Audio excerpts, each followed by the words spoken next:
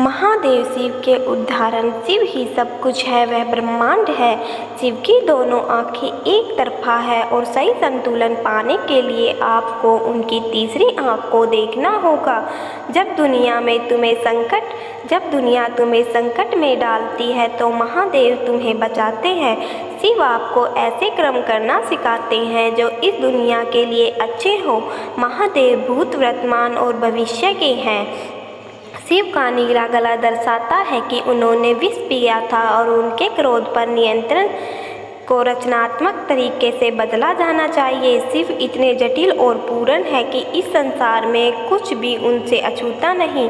भगवान शिव को अंधकार के रूप में वर्णित किया गया है, न कि प्रकाश के रूप में, क्योंकि अंधकार हर जगह होता है।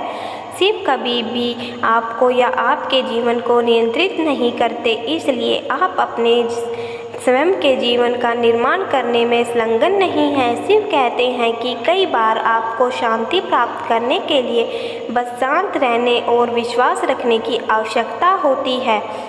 योगिक संस्कृति में महादेव को आदि प्रथम योगी कहा जाता है, जिसका अर्थ है कि वह ज्ञान और मुक्ति के स्रोत है।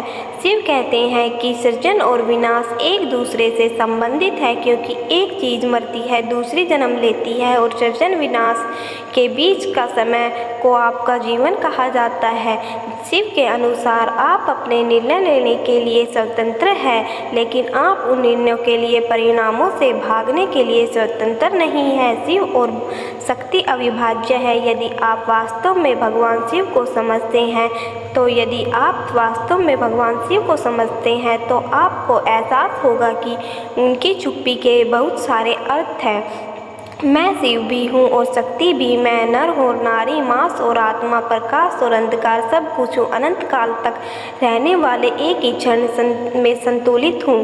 कुछ भी सब कुछ नहीं और सब कुछ कुछ भी नहीं। महादेव एक जीवंत उपस्थिति है, न कि कहीं बैठे हुए देवता। भगवान शिव में शिष्टाचार का अभाव है, लेकिन महान होने का कारण सभी उनकी पूजा करते हैं।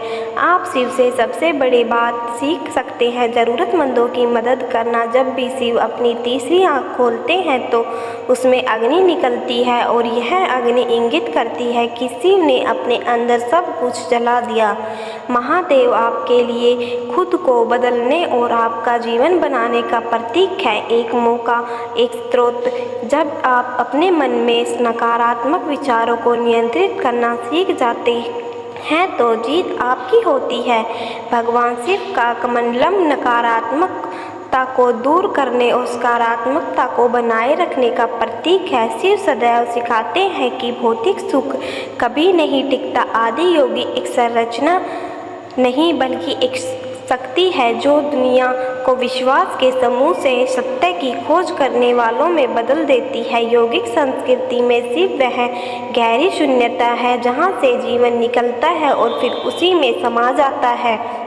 शिव वास्तव में सृष्टि का आधार है, लेकिन शक्ति सृष्टि का पहला कार्य करती है। यदि आप अगले पल में एक पूरी तरह से अलग व्यक्ति के रूप में कदम रखना चाहते हैं तो शिव वह मार्ग है जिसका आपको अनुसरण करने की आवश्यकता है। जब आप उन पर भरोसा करते हैं और सही मार्ग पर चलते हैं तो शिव हमेशा आपके अंदर रहते हैं। महादेव शिव शक्ति के साथ मिलकर सृजन करते हैं। महादेव कहते हैं कि जीवन से बढ़कर कुछ भी नहीं है, और आपको यह बात हमेशा याद रखनी चाहिए। वह महादेव है, वह त्रिदेव है। जब आप उन पर विश्वास करेंगे तो ओम नमः शिवाय का जाप सुनेंगे। शिव शब्द का अर्थ केवल मृत्युहीन, कालातीत, परिवर्तनहीन, निराकार और सर्वव्यापी है। जो हम मनाते हैं वे भगवान शिव के प्रति अपना आभार व्यक्त करने के हमारे प्रयास हैं, क्योंकि उनके बिना हमारी कोई भी रचना जीवित नहीं रहेगी। शिवलिंग अनंत और अनादि का प्रतीक है, और हम लिंग को शिव कहते हैं क्योंकि लिंग के बिना कोई शिव नहीं होगा।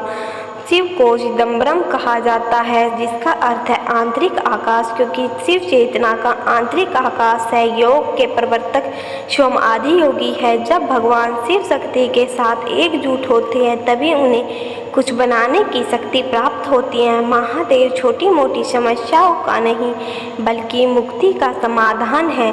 शिव को सबसे बड़ी शक्ति और महानता का प्रतीक क्यों माना जाता है? इसका कारण यह है कि शिव का अर्थ है शून्यता, जो हर रचना का आधार है। शिव को शंभु कहा जाता है क्योंकि उनकी कोई माता पिता या वंश नहीं। शिव के गले में फन उठाए हुए हैं। सांप का मतलब है कि ऊर्जाएं अपने चरम पर पहुंच गई हैं।